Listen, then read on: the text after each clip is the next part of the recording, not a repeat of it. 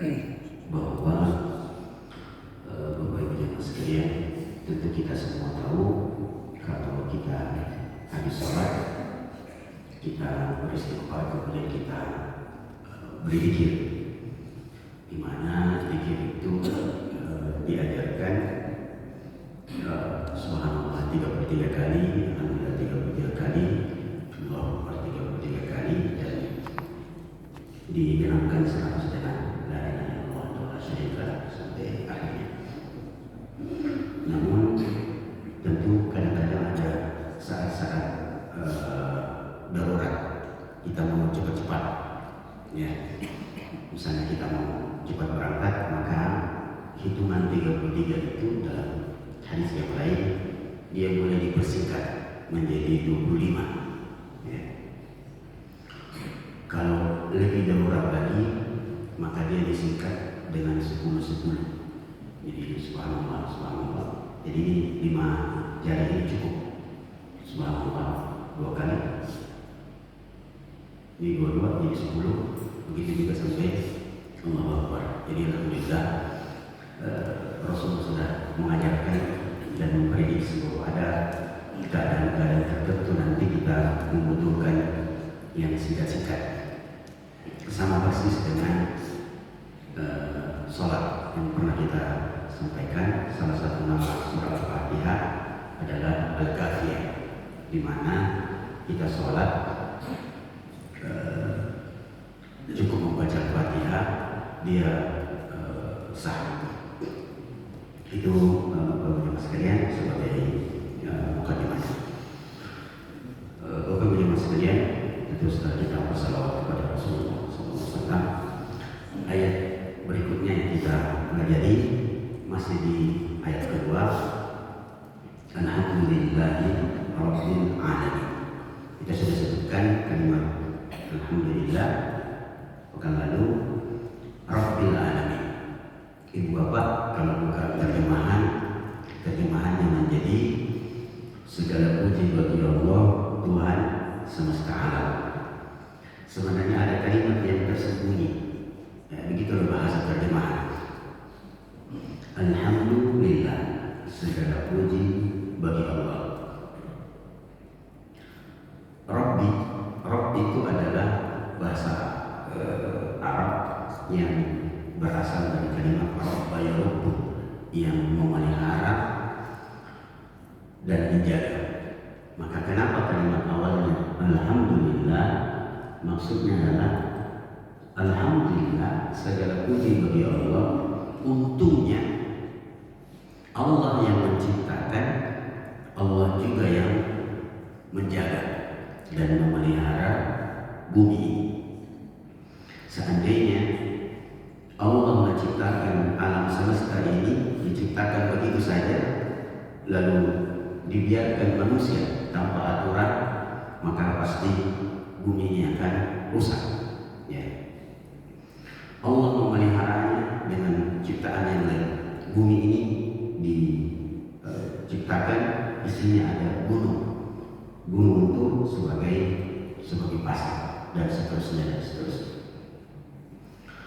Kemudian Bapak Ibu jemaah sekalian, dalam sebuah hadis disebutkan, "Law anna rajulan utiya dunya bihadafiriha thumma qala alhamdulillah kana alhamdulillahi afdal." Atau kama qala sallallahu alaihi wasallam, sekiranya Bapak Ibu jemaah sekalian, kata Rasulullah, ada orang diberikan kekuasaan menguasai bumi ini dan segala isinya, istilahnya dia raja di muka bumi ini. Lalu dia mengucapkan alhamdulillah, maka sungguh kalimat alhamdulillahnya itu lebih afdal, lebih mulia, lebih besar pahalanya daripada dunia dan segala isinya yang dia kuasai. Maka itulah sebabnya Allah mengajarkan kepada kita di ayat kedua alhamdulillah, untuk kita selalu mengucapkan kalimat alhamdulillah apapun keadaannya. Nah, orang-orang yang selalu mengucapkan alhamdulillah sekalipun kena musibah, itu berarti dia sudah maqamnya sudah naik, bukan sekedar cinta, dia sudah sampai kepada ridho. Nah, tingkat ridho itu yang luar biasa. Salah satu contoh orang yang diberikan maqam ridho adalah Nabi Ayub. Nabi Ayub luar biasa, kaya, tampan, fisiknya kuat, punya anak, punya istri, hartanya luar biasa. Kemudian diberikan cobaan, sebutkan penyakitnya itu tidak ada yang tinggal dari tubuhnya. Kulitnya ini hancur, tinggal tengkorak, ya. Tapi masih ada yang utuh, yaitu lidahnya. Suatu saat ada yang lewat, dia mengucapkan alhamdulillah, alhamdulillah, alhamdulillah. Lalu orang yang lewat itu mengatakan, aduhai, mengapa engkau masih bisa mengucapkan alhamdulillah sedangkan Allah menguji kau dengan ujian yang berat ini? Dia bilang, alhamdulillah, Allah menghancurkan semuanya kecuali lidah saya ini, dan ini adalah kebaikan. Dengannya saya masih bisa mengucapkan syukur kepada Allah Subhanahu wa Ta'ala. Jadi dia tidak bilang istighfar, kemudian dia menyesali hidupnya, tidak. Justru dia mengucapkan alhamdulillah. Nah, Bapak Ibu izinkan saya bertanya, yang mana lebih afdal, kaya bersyukur atau miskin bersabar? Atau saya kasih pendek supaya lebih mudah kita memilih. Yang mana lebih utama, bersyukur atau bersabar? Bersabar nih, atau saya robah-robah lagi? Yang mana lebih berat? Yang mana lebih berat? Jadi hamba yang bersyukur atau hamba yang bersabar? Bersabar atau saya robah lagi? Yang mana lebih banyak jumlahnya, orang yang pandai bersyukur atau orang yang pandai bersabar? Yang mana lebih banyak jumlahnya, hamba yang pandai bersyukur atau hamba yang pandai bersabar?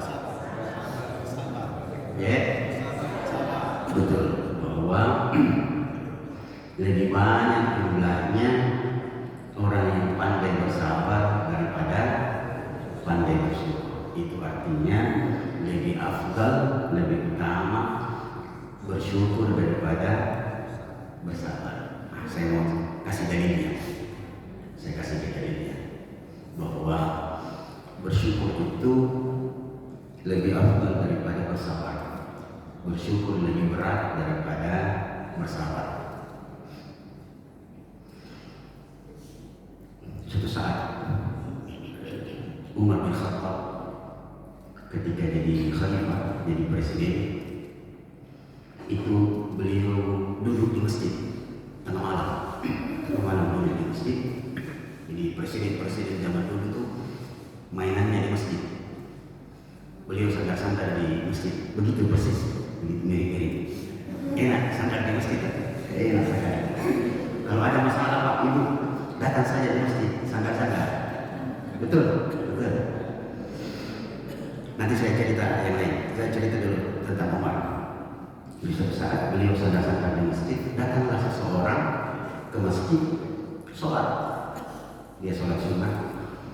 Ketika dia sujud, dia berdoa. Doanya singkat. Dia bilang, Allahumma ja'alni minal qalil. Allahumma ja'alni minal qalil. Ya Allah, masukkanlah saya dalam golongan orang-orang yang sedikit. Setelah sholat, orang itu mau pulang, dipanggil sama Umar. Orang itu kira tidak ada orang di dalam masjid.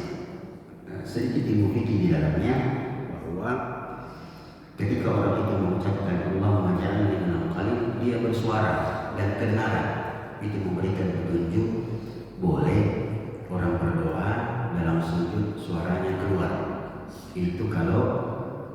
dia sholat sendiri, sholat rame-rame berjamaah mengganggu. Alhasil dipanggil sama Umar, sini. Barusannya ini saya dengar ada orang berdoa minta dimasukkan dalam golongan orang-orang yang sedikit. Biasanya itu orang berdoa dimasukkan dalam golongan orang-orang yang banyak, yang besar. Kenapa kamu ini? Ada apa? Maka orang ini cerdas sekali. Dia bilang, ya Amirul Mukminin, alam taqra qaulallahi ta'ala wa qalilun min ibadiyasy syakur. Wahai Amirul Mukminin, saya berdoa dimasukkan dalam golongan orang-orang yang kecil. Bukankah Allah Subhanahu wa taala berfirman, wa qalilun min ibadiyasy syakur, dan sangat sedikit di antara hamba-hambaku yang pandai bersyukur. Jadi memang berat itu bersabar, Bapak Ibu. Kalau orang ditimpa musibah, dia bersabar, selesai musibahnya beberapa hari kemudian sudah tenang, gitu. Berarti sabar itu dia akan selesai ketika masalahnya selesai. Tapi bersyukur selama nikmat itu ada, selama itu pula kita dituntut untuk bersyukur. Makanya berat itu bersyukur daripada bersabar. Ya, berat. Banyak orang yang berhasil diuji dengan kemiskinan, masalah, tapi jarang sekali ada yang berhasil diuji dengan kekayaan, diuji dengan kelebihan yang dengannya dia harus bersyukur kepada Allah Subhanahu wa taala. Alhamdulillahi rabbil alamin. Kita lihat ayat berikutnya, ayat ketiga. Ar-Rahman Ar-Rahim. Bismillahirrahmanirrahim. Ar-Rahman Ar-Rahimnya berulang di ayat ketiga. Alhamdulillahi rabbil alamin. Ar-Rahman Ar-Rahim. Terjemahannya adalah yang Maha Pengasih dan Maha Penyayang. Baik. Ulama kita, salah satunya Imam Al-Tabari, Bapak ilmu tafsir, mengatakan bahwa Ar-Rahman Ar-Rahim adalah dua kata yang maknanya sama. Maknanya sama. Artinya memang pengasih dan penyayang. Ulama lain mengatakan dia sama dalam satu kondisi, tapi dia beda pada kondisi yang lain. Maka dipecahlah nama itu.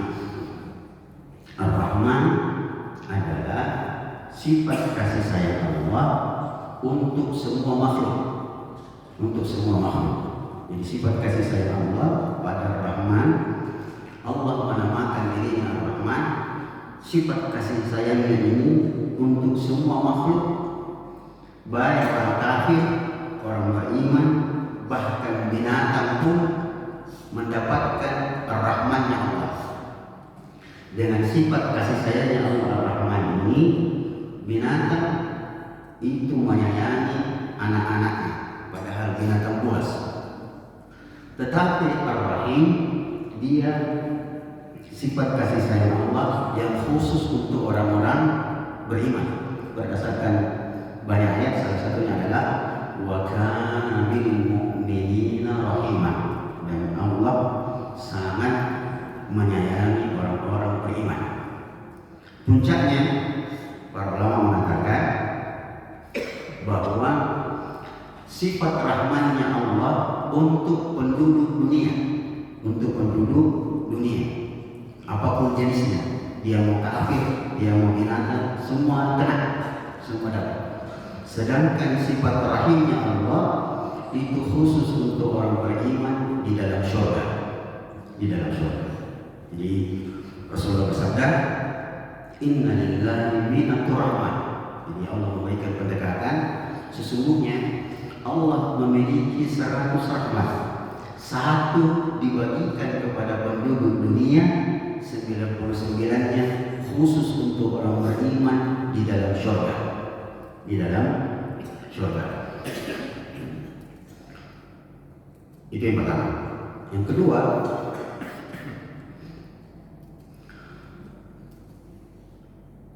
Ar-Rahman, sifat Ar-Rahman ini diajarkan oleh Allah di surah Al-Fatihah ayat ketiga, tapi diajarkan kembali oleh Allah di surah Ar-Rahman. Bisa kasih tahu saya surah Ar-Rahman ayat 1 sampai 2. Ar-Rahman 'allamal Qur'an. Satu lagi ayat ketiga. Khalaqal insana. Rata-rata ibu hafal ini. Kalau kita terjemahkan Ar-Rahman 'allamal Qur'an. Dia adalah Ar-Rahman. Allah memberitahu kita sifatnya Ar-Rahman. 'allamal Qur'an. Dia adalah Allah yang mengajarkan Al-Qur'an. Nah, Bapak Ibu jemaah sekalian, apa rahasia di balik dua ayat ini? Kalau nanti sempat ayat ketiganya, Allah mengabarkan kita dengan menyebut sifatnya, namanya dan sifatnya. Ar-Rahman, seakan-akan Allah ingin beritahu kepada kita Allah itu Maha Penyayang, Maha Pengasih. 'Allamal Qur'an, dengan sifat kasih sayangnya itu Allah mengajarkan kepada manusia Al-Quran. Apa maksudnya? Para psikolog menjelaskan, salah satunya Ibnu Qayyim al-Jauziyah mengatakan bahwa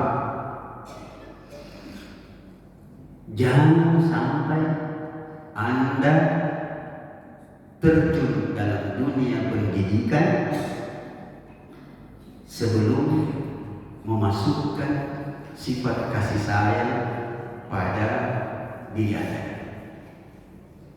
Jangan mengajar, jangan coba-coba jadi bapak, jadi ibu kalau tidak memasukkan sifat kasih sayang dalam diri Anda.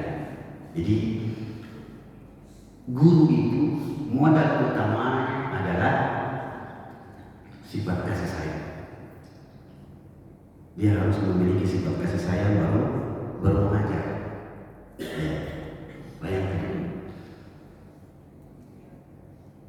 mengajar Al-Quran saja, gurunya harus memiliki sifat kasih sayang. Makanya ada pesan seorang kiai di Gontor, kalau tidak salah Kiai Zakashi, pimpinan Gontor dulu, yang awal-awal. Beliau berpesan kepada semua guru dan semua orang tua. Beliau bilang begini, kalau ngajar saja, jangan paksa muridmu pintar semua. Kalau kamu paksa muridmu pintar semua, nanti kamu dalam kelas kerjanya marah-marah saja. Dan itu pesan yang sangat penting.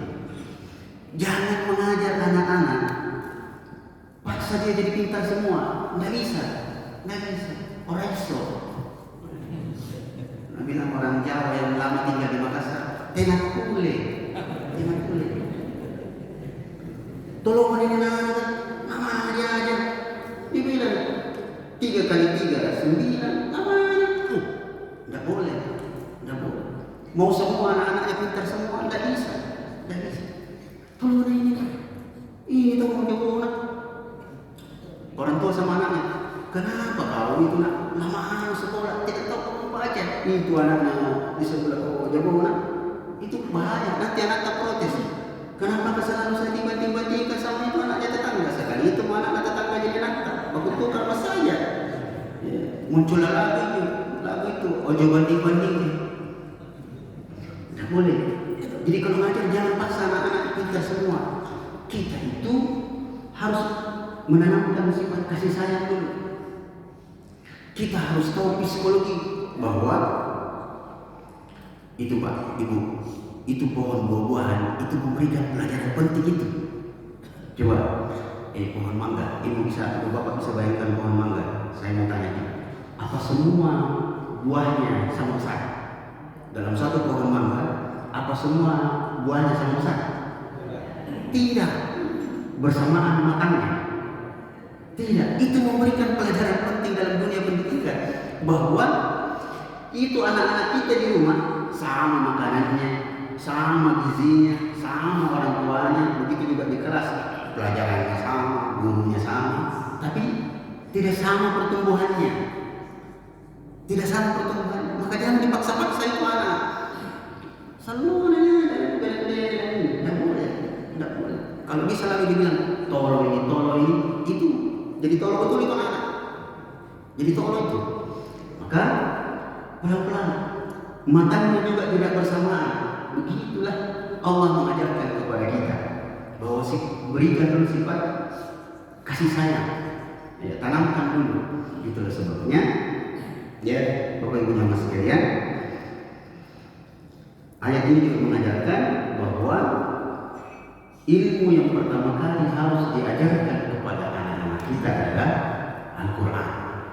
Karena dengan Al-Quran lah kita akan bisa memiliki sifat kasih sayang yang baik. Baik, sedikit lagi. Ar-Rahman Ar-Rahim. Ar-Rahman yang sudah, sekarang Ar-Rahim. Nama Allah Ar-Rahim ini sangat mulia, dan nama inilah, nama Rahim Allah inilah yang Allah menciptakan satu makhluk di muka bumi yang makhluk itu cuma ada pada kaum perempuan, yaitu rahim. Rahim itu cuma ada pada diri seorang perempuan. Dalam hadis Rasulullah SAW bersabda, ketika Allah menciptakan rahim yang akan ditempatkan pada tubuh kaum perempuan, rahim itu berkata, Ana rahim, saya rahim. Man wasalani wasaltuhu wa man qata'ani qata'tuhu. Saya rahim ciptaan Allah. Siapa yang suka menyambungku, menyambung silaturahimnya, maka aku akan menyambung hubunganku dengannya. Maksudnya Allah akan menjadi, ya, akan selalu berhubungan dengannya. Dan siapa yang selalu memotong silaturahimnya, maka Allah akan memotong hubungannya dengan hamba itu.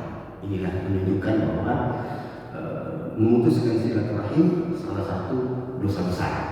Dan silaturahim yang dimaksud adalah yang punya hubungan darah. Jadi silaturahim yang dimaksud, yang selalu disuruh untuk disambung adalah yang punya hubungan darah. Nah, cuma di Indonesia dia diperlebar, semuanya punya. Kita selalu kalau pergi mau kemana? Mau silaturahmi. Nah, makanya dia ubah jadi silaturahmi. Jadi silaturahim. Silaturahmi ada dalam Kamus Besar Bahasa Indonesia. Yang kemudian kita berkesimpulan kalau silaturahim itu untuk laki-laki, silaturahmi untuk perempuan. Karena silaturahmi nama perempuan, rahim nama laki-laki. Nah, sekali lagi, Bapak Ibu jamaah sekalian, rahim itu cuma ada pada diri perempuan. Itulah sebabnya jangan pernah percaya kalau ada laki-laki hamil. Tidak ada. Betul Bu. Februari sekarang, sekitar bulan 12 yang lalu diberitakan ada seorang anak hamil laki-laki. Nah, alhamdulillah terungkap. Saya dikasih tahu sama istri saya, itu ada berita di televisi laki-laki anak-anak umur 12 tahun hamil katanya, sudah diperiksa dokter. Saya bilang bohong itu, pasti ada yang masalah. Begitu diperiksa, ternyata memang kayak tumor di dalam tubuh anak itu, dalam perut itu, yang kemudian memang bentuknya seperti janin, dia gumpalan janin. Jadi tidak ada ceritanya laki-laki hamil. Rahim itu cuma ada pada diri perempuan. Izinkan saya 3 menit menerangkan. Ibu berapa lama janin itu dalam kandungan?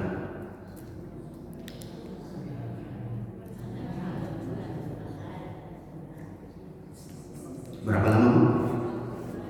Baik. Itu Itu yang normal, 9 bulan 10 hari. Yang paling pendek 7 bulan, 7 bulan prematur. Bisa diskon lagi sedikit. 6 bulan. 6 bulan. Wanita mungkin saja hamil dan dia melahirkan padahal umur kandungannya 6 bulan. Bisa. Saya kasih kita ini supaya nanti kita tidak mudah menuduh orang. Ada orang hamil menikah baru 7 bulan, 6 bulan kandungannya sudah lahir. Berzina ini. Tunggu dulu. Itu pernah terjadi di zaman Umar. Di zaman Umar bin Khattab ada seorang bapak bawa anaknya dengan cucunya. Dia bilang, wah ya Amirul Mukminin, rajam saja anak saya ini. Masa baru 6 bulan sudah melahirkan? Saya curiga dia berzina sebelumnya. Nah, dia tahu anaknya sendiri. Maka anak ini bilang, demi Allah saya tidak berzina, tidak pernah. Sudah mau dirajam, datanglah Ali bin Abi Thalib radhiyallahu anhu mengatakan, sebentar. Ya Amirul Mukminin, alam taqartawahi qaulullah ta'ala wa hamluhu wa fisaluhu 30 syahra. Betul Ustaz? Hamil itu, masa hamil itu bisa 30 bulan. 30 bulan. Masa hamil dan menyapih itu 30 bulan. Dalam ayat yang lain, haulaini kamilaini, 24 bulan. Maka 30 kurang 24 sama dengan 6 bulan. Ya, tapi itu jarang terjadi. Baik, Ibu. Masa kehamilan normal 9 bulan 10 hari. Di bawahnya yang paling rendah 6 bulan.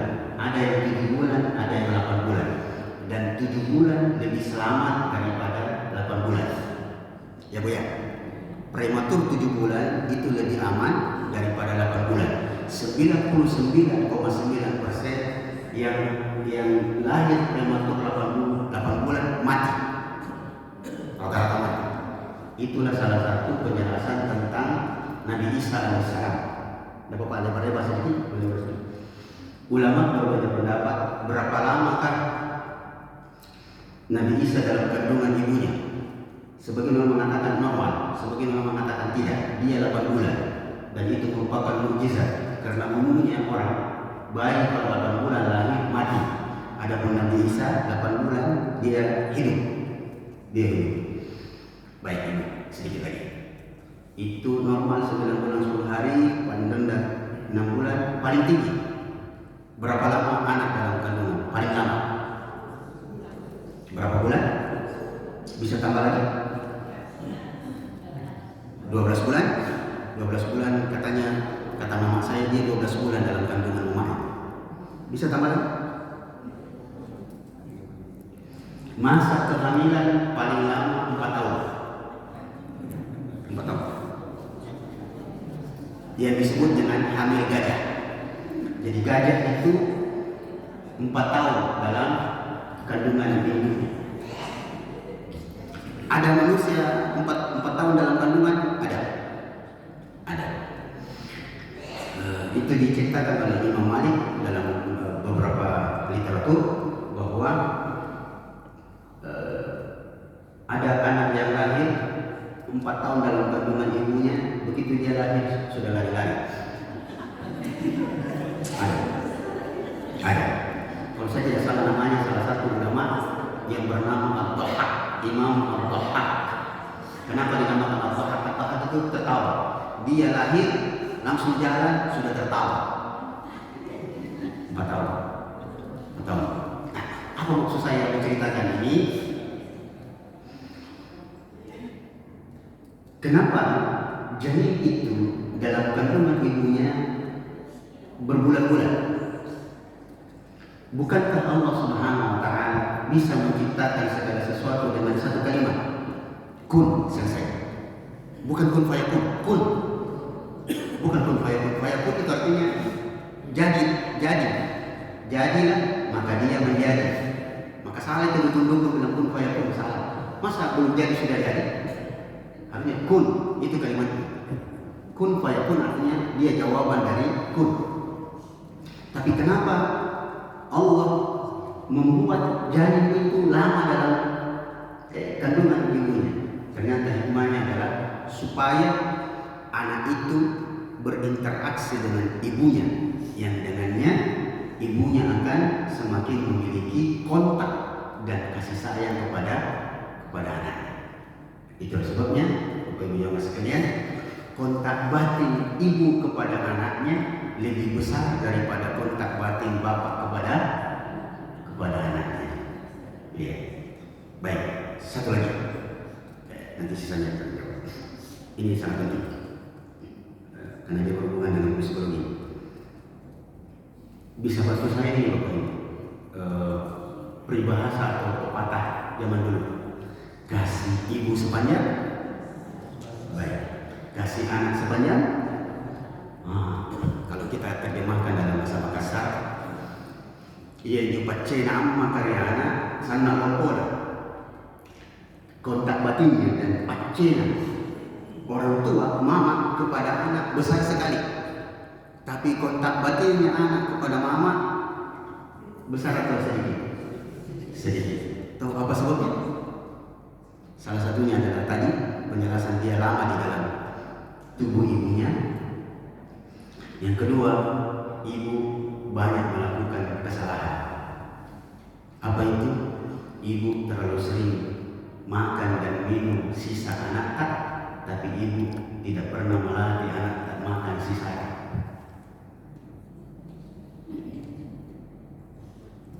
Itu berbekas-bekas, itu memberikan dampak psikologis yang sangat kuat. Ibu itu, istri kita di rumah, mama, itu lebih sering makan sisanya anak kita. Nggak mau adek, akhirnya siapa yang kasih habis? Mamanya. Makanya mamanya gemuk. Jadi ciri penyayang itu gemuk. Jadi kalau mau ada nanti cari menantu tepat, cari menantu yang gemuk. Karena itu ciri-ciri penyayang. Maksudnya sayang kalau lagi makan. Alhasil itu kesalahan ibu. Itu kesalahan ibu. Bahwa ibu terlalu sering makan ya sisa anak, dan itu memberikan kontak batin. Makanya lihat saya besar, lahir dan besar di daerah Latimojo. Saya biasa perhatikan itu anak-anak orang Cina itu yang punya toko bangunan apa segala macam. Itu kalau anaknya disuapi oleh pembantunya, begitu dia panas, apa yang terjadi? Itu nasi dia kasih masuk dulu di mulutnya itu pembantu, kalau dia kasih masuk di mulutnya anak majikannya. Apa efeknya? Anak itu lebih kuat kontak batinnya kepada pembantunya daripada kepada orang tua. Itu kesalahan kita. Mau lihat dalilnya? Dalilnya jelas. Suatu saat Bapak Ibu yang masih sekalian, Rasulullah masuk ke rumah Aisyah. Aisyah bikin susu untuk Rasulullah. Susu bukan teh. Saya lama-lama ada teh. Apa bedanya Monas sama teh ini? Apa bedanya Monas sama teh? Kalau Monas dari jauh sudah kelihatan. Kalau teh, nama aku menceramah di sini.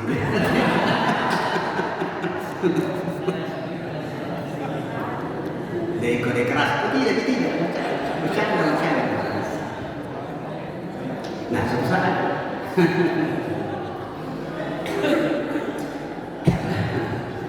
Rasulullah masuk ke kamar Aisyah, ke rumah Aisyah. Dibuatkanlah susu. Apa yang terjadi? Mudah-mudahan ini jadi modal. Ini Jumat berkah ini, satu pekan lagi pada petang. Susu itu disodorkan oleh Aisyah kepada Rasulullah. Minum wahai Nabi. Rasulullah bilang, kita minum. Nabi bilang Aisyah, kita karena kita yang saya bikinkan. Rasulullah mengatakan, la ishrabi nanti. Istilahnya kalau model orang sekarang, kamu kamu. Apa yang terjadi? Aisyah minum susunya, satu gelas itu minum susunya disisakan setengahnya. Itu jentuh-jentuh, disisakan setengahnya gelas. Ketika sudah tinggal setengah itu susu, Rasulullah mengambil gelas susu itu yang tinggal setengahnya. Beliau tidak langsung minum. Beliau putar-putar gelas itu, dia putar-putar. Aisyah mengatakan, ya Rasulullah, limana tashrab? Kenapa enggak langsung diminum? Jidiki, ringi-ringi, enggak suka dengan bekas saya, sisa saya. Rasulullah bilang apa? Enggak, saya bukan jijik dengan sisamu. Saya justru putar-putar ini, saya sedang mencari di mana bekas bibirmu. Jadi romantisme itu sebenarnya diajar oleh Rasulullah. Diajar. Rasulullah bilang, saya sedang mencari di mana bekas bibirmu. Ternyata psikolog meneliti dan mendapatkan bahwa memang berbekas-bekas itu menghasilkan kontak batin. Makanya itu pemain-pemain sepak bola itu selalu berbekas-bekas. Atau kita itu kalau sering berbekas-bekas itu, saya nggak tahu, kalau saya tidak salah di tanah Bugis itu kalau pengantin selesai akad nikah biasanya disuruh saling suap. Saya ingat tante saya dulu selesai akad nikah, dia sengaja ambil telur yang utuh, dia kasih masuk di mulutnya tapi tidak dikunyah, baru dia kasih suaminya. Apa itu? Dia bilang itu supaya sarafnya jadi nikah batin. Ini yang dimaksud nikah batin, maksudnya berbekas-bekaslah karena nanti kontak batinnya itu kuat. Jadi Bapak Ibu, kalau mau anak tak kuat kontak batinnya kayak ibu, sering-sering suap dia. Kalau dia masih kecil, anak saya itu 5, yang besar saja, yang pertama yang sudah menikah. Kalau dia datang di rumahnya kemudian suaminya pergi, waktu makan itu minta disuapi sama mamanya. Suap dulu, suap. Itu uminya saya bilang, kasih begini saya itu. Insya Allah itu akan memberikan kebaikan. Saya kira ini Bapak-Ibu sekalian, sedikit penjelasan tentang dua kalimat ini, Rahman Rahim. Mudah-mudahan dengan mempelajari ini kita akan memiliki sifat-sifat yang baik sebagaimana yang diajarkan oleh Allah dan Rasulullah SAW.